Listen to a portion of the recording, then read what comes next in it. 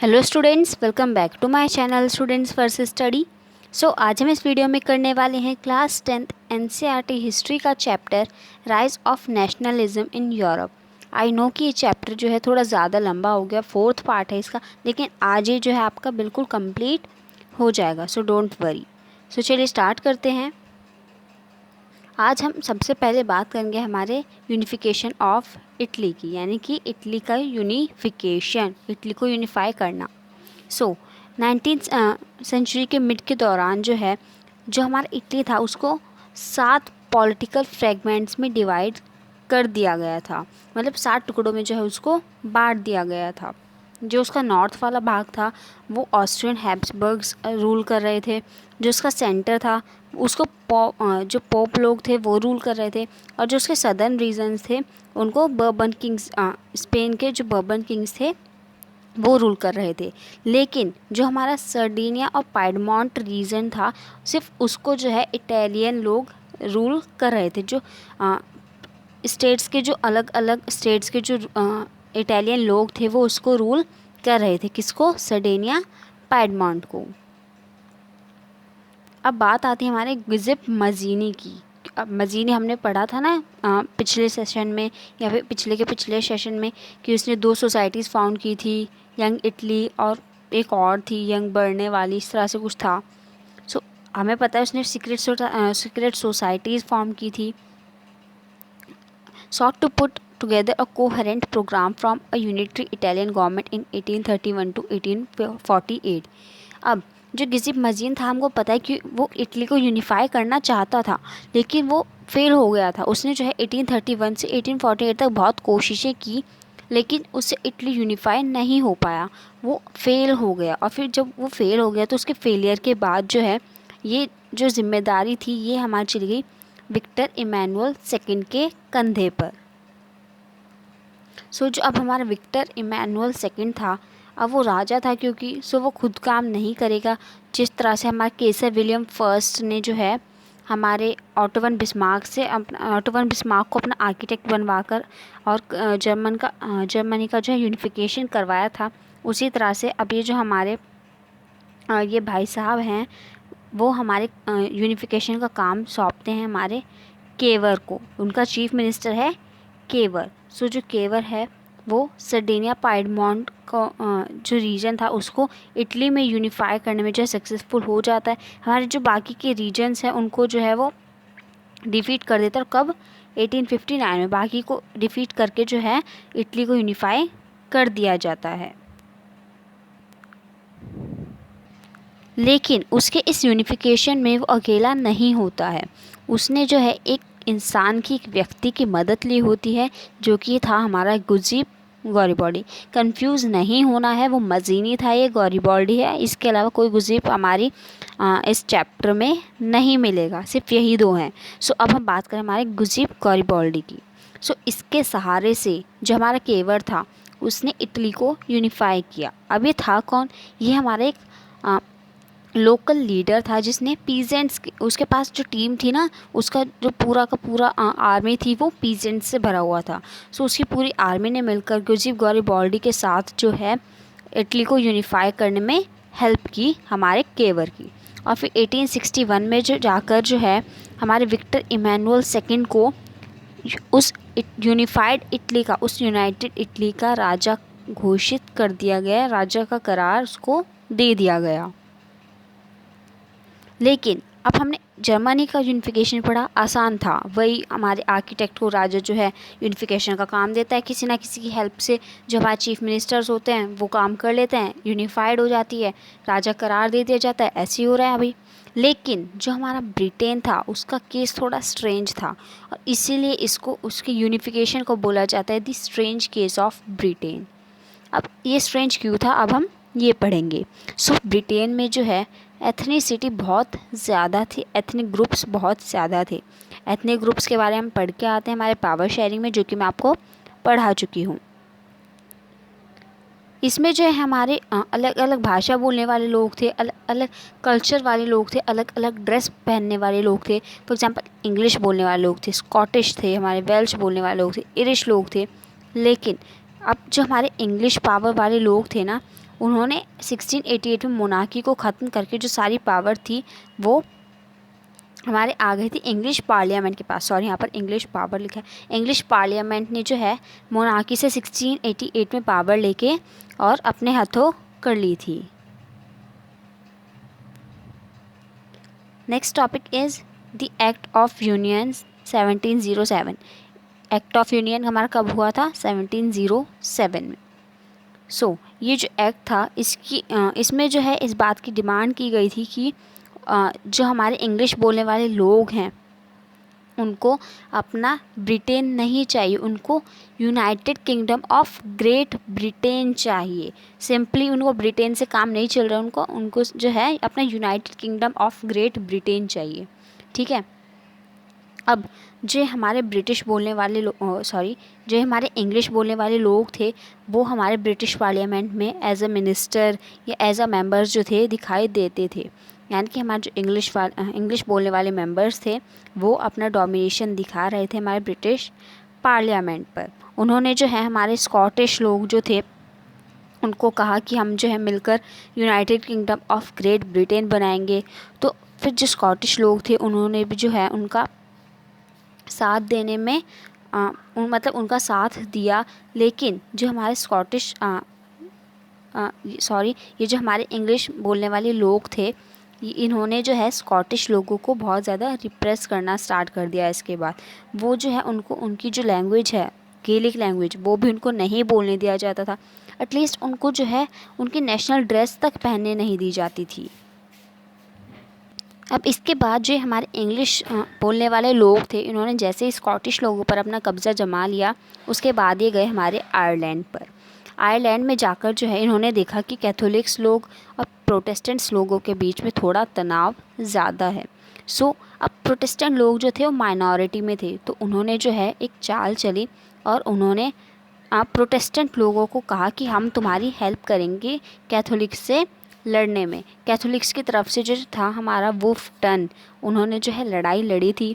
लेकिन अब क्योंकि हमारे हमारे जो इंग्लिश बोलने वाले लोग थे और ऊपर से उनके साथ प्रोटेस्टेंट लोग भी थे, तो उनकी आर्मी जो थी वो ज़्यादा पावरफुल हो गई थी in comparison of Catholics army.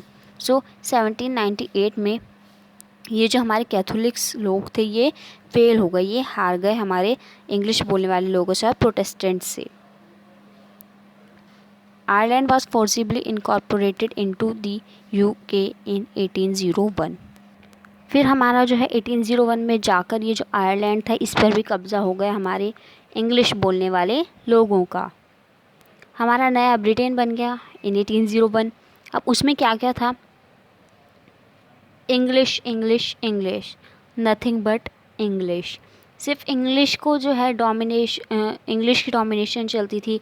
English जो है अपना मतलब जो इंग्लिश कल्चर था उसको वहाँ पे डोमिनेंस दिया जाने लगा। उसको जो है वहाँ पर बहुत ज़्यादा माना जाने लगा कि इंग्लिश कल्चर ही फॉलो होगा। लैंग्वेज जो है वो भी इंग्लिश ही यूज़ की जाएगी। नेशनल एंथम भी इंग्लिश वालों का ही बोला जाएगा। God save our noble king, मतलब अपनी नेशनल एंथम गाने तक का अधिकार नहीं मिला था हमारे आयरलैंड और स्कॉटिश लोगों को। ब्रिटिश फ्लैग भी उन्होंने बना दिया जो कि था हमारा यूनियन जैक। मतलब हर चीज़ जो थी बस इंग्लिश से थी, इंग्लिश पे आके ख़त्म होती थी, इंग्लिश पे ही शुरू होती थी। अब जो है हमारा चैप्टर एंड पे पहुंचने वाला है। अब हम बात करेंगे हमारे विजुअलाइजिंग ऑफ नेशन, यानी कि हम नेशन को जो है किस तरह से विजुअलाइज़ करते हैं। ये बात जो है आपको बहुत ईजीली समझ में आ जाने वाली है। हम इंडिया का एग्जांपल देके आपको समझाएंगे। सबसे पहले हम बात करते हैं एलोगॉरी की। सबसे पहले बात करें हम एलोगॉरी की। एलेगॉरी होता क्या है? एलेगॉरी मतलब कुछ नहीं है। एलेगॉरी का मतलब है जब कोई आर्टिस्ट लोग जो हैं अपने नेशन को पर्सोनीफाई करते हैं, उसी को हम बोलते हैं एलेगॉरी। जिस तरह से पर्सोनीफाई करते हैं, पर्सोनीफाई का मतलब स्वरूप देना, उसको आकार देना, उसका स्ट्रक्चर बनाना, उसको बोलते हैं एलेगॉरी। जब जो हमारे आर्टिस्ट लोग होते हैं वो अपने नेशन को पर्सोनीफाई करने के लिए कोई कला से जो है अपना कुछ चित्रकला यूज़ करके जो है अपनी कोई चित्र बनाते हैं, उसी को हम बोलते हैं एलेगॉरी। फॉर एग्जांपल हमारी इंडिया की एलेगॉरी कौन है? भारत को कौन रिप्रेजेंट करती है? हमारी भारत माता। उसी तरह से हमारे सिलेबस में जो है 2 एलेगोरी हैं। फर्स्ट है हमारी जर्मनी की और सेकंड है हमारी फ्रांस की। जर्मनी की है जर्मेनिया और फ्रांस की हमारी मरियन। सो अब हम एक एक करके उनके बारे में पढ़ेंगे। सबसे पहले हम बात करते हैं हमारे फ्रांस की एलेगोरी जो कि है मरियन। लोगों में जो है नेशनलिज्म की भावना को जो दर्शाने वाली एलेगोरी है वो है हमारी मरियन। इसमें इसके जो है कुछ कैरेक्टरिस्टिक्स हैं, यानी कि कुछ चीज़ें हैं जिनसे हमें पता चलता है कि मरियन है। फॉर एग्जांपल जो हमारी मरियन है वो रेड कैप पहनती है। ट्राई कलर यानी कि झंडा, ट्राई कलर यानी हमारा 3 रंगों वाला झंडा जो है उसके हाथ में होता है। कोकेड होता है, कोकेड मतलब बालों में या फिर अपने कपड़ों पर लगाने वाली एक चीज़ होती है, उसी को हम बोलते हैं कोकेड। इसको जो है पब्लिक प्लेसेस पर भी इस एलेगोरी को पब्लिक प्लेसेस पर भी लगाया जाता था, जिससे कि जो लोग हैं उनको बार बार यूनिटी याद आती रहे, उनको नेशनलिज्म की जो भावना है उनके दिल में जो है पनपती रहे।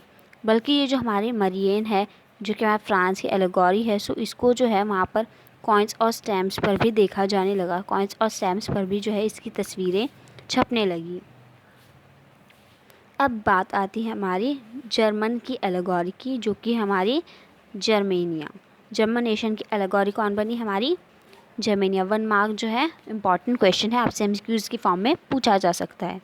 इसके जो है कुछ जैसे वो रेड कैप पहनती थी और हमारा कोकेड, ट्राई कलर जैसे हमारे मरियन के कैरेक्टरिस्टिक्स थे, उसी तरह से हमारे जर्मेनिया के भी कुछ कैरेक्टरिस्टिक्स हैं। वो हमारे क्राउन ऑफ ओक लीव्स का जो है क्राउन पहनती थी।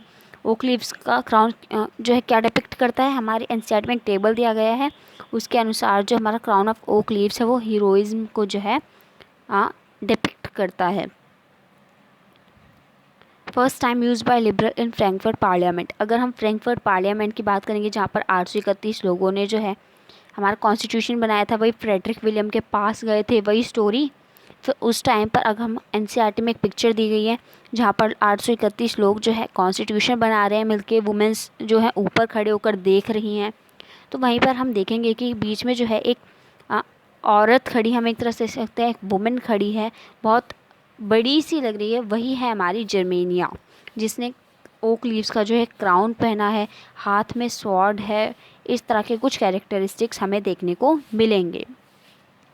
2 पिक्चर्स भी दी गई हैं, जिसमें कि एक पिक्चर में जो है जर्मेनिया बिल्कुल लड़ने के लिए तैयार है, लेकिन अगर हम वहीं बात करें दूसरी पिक्चर की, तो उसमें जो है जर्मेनिया हारी हुई महसूस कर रही है। अब बात आती है हमारी last quarter of the 19th century. अभी हमारा एक छोटू सा पार्ट बचा हुआ है इस चैप्टर का, जो कि हमारा बाल्कन रीजन का। नेशनलिज्म जो था वो हमारे 19th सेंचुरी यानी 1875 तक आते आते जो था लोगों में बहुत कम देखने को मिल गया था। मतलब उनके अंदर जो है थोड़ी थोड़ी नेशनलिज्म की भावना जो थी रह गई थी, बाकी जो भावना थी वो सारी बह गई थी। सो अब जो है हमें बाल्कन रीजन के बारे में पढ़ना है कि किस तरह से वहाँ पर क्या क्या हुआ। कॉन्फ्लिक्ट ओवर बाल्कन्स 1871 यानी 1871 में बाल्कन्स में जो था कॉन्फ्लिक्ट हुआ। बाल्कन रीजन में जो था बहुत ज़्यादा एथनिक वेरिएशन थी, जोग्राफिकल वेरिएशन भी थी। It accompanied modern day Romania, Bulgaria, Albania, Greece, Macedonia, Croatia, Bosnia, Slovenia, Serbia. इसमें जो थे अलग अलग रीजन्स आते थे, हमारा Greece, Albania, Bulgaria, Romania, Macedonia etcetera etcetera. अब ये जो अलग अलग ये जो हमारे पार्ट्स हैं हमारे बाल्कन रीजन के, इन्हीं को हम बोलते हैं स्लेव्स। सॉरी, यहाँ पर स्लेव्स आएगा, ई नहीं आएगा। स्लेव्स का मतलब तो पता ही आपको, स्लेव्स आएगा, ई नहीं आएगा। अब जो लार्ज पार्ट था हमारा बाल्कन रीजन का, वो उसको कौन कंट्रोल कर रहा था? उसको कंट्रोल कर रहे थे हमारे Ottoman empire. Ideas of romantic nationalism spread, made this region very explosive. One by one, its European subject nationalists broke away from its control and declared independence. यानी कि फिर धीरे धीरे करके जो लोग थे इस बाल्कन रीजन में, जो इतनी वेरिएशन थी, सो उसके जो लोग थे उनको समझ में आने लगा था कि नेशनलिज्म की भावना को हमें अपने दिल से ख़त्म नहीं करना है। सो उन्होंने जो है अपने आप को अलग कर लिया, मतलब अपने आप को जो है उनसे अलग कर लिया और अपने आप को इंडिपेंडेंट घोषित कर दिया। Intense rivalry. अब जो बाल्कन रीजन के लोग थे उनमें जो है खुद में मतलब अंदर ही अंदर जो है एक दूसरे के लिए जो है बहुत ज़्यादा जेलसी बढ़ गई थी। और क्यों बढ़ गई थी? अब क्योंकि उन्होंने जो है अपने आप को अलग कर लिया था, यानी एक तरफ से बंटवारा हो गया था। अब हर किसी को जो है लालच तो हर किसी के दिल में आता है, वो लैंड के लिए लड़ने लगे कि मेरे को जो है थोड़ी ज़्यादा ज़मीन चाहिए, मतलब ज़मीन के ऊपर लड़ने लगे, रिसोर्सेज के ऊपर, मिनरल्स के ऊपर। सो इस तरह से जो थे लोग अंदर ही अंदर लड़ने लगे थे। फिर वहीं से जो बाहर के लोग थे जो कि बाल्कन रीजन पर जो है अपना हक जमाने की कोशिश कर रहे थे, या फिर हम कह सकते हैं बाल्कन रीजन को अपने अंडर करने की कोशिश कर रहे थे। फॉर एग्जांपल हमारा Russia, Germany, England, Austro Hungary. So ये सब भी जो थे लड़ने लग गए थे, क्योंकि हमारे बाल्कन रीजन में रिसोर्सेज, मिनरल्स बहुत ज़्यादा मात्रा में पाए जाते थे। सो इसका रिज़ल्ट क्या हुआ? अंदर भी लड़ाई, बाहर भी लड़ाई, हर जगह लड़ाई। सो इसकी वजह से जो था एक वॉर हुआ जिसको हम जानते हैं हमारे फर्स्ट वर्ल्ड वॉर के नाम से। एक डिज़ास्टर की तरह बन के निकला हमारा 1914 में। Colonies of the European nations began to oppose imperial domination. जो ये यूरोपियन नेशन थे किसी भी तरह की डोमिनेशन, यानी कि कोई किसी पर भी हक जमाए, ऐसा ही नहीं चाहते थे। सो ये सब जो थी मांग डिमांड जो थी, फिर इनको सुना गया और फिर बाद में जाकर जो थे हमारी नेशन स्टेट को एक्सेप्ट कर लिया गया और उनको नेचुरल और यूनिवर्सल माने जाने लगा। यानी कि उनको इस तरह से माना जाने लगा कि नेशन स्टेट होना ज़रूरी है, नहीं हो सकता है हमारा world war. So I hope कि आपको ये सारे कॉन्सेप्ट क्लियर हो गए, आपको चैप्टर भी अच्छे से समझ में आ गया होगा। Thanks for watching.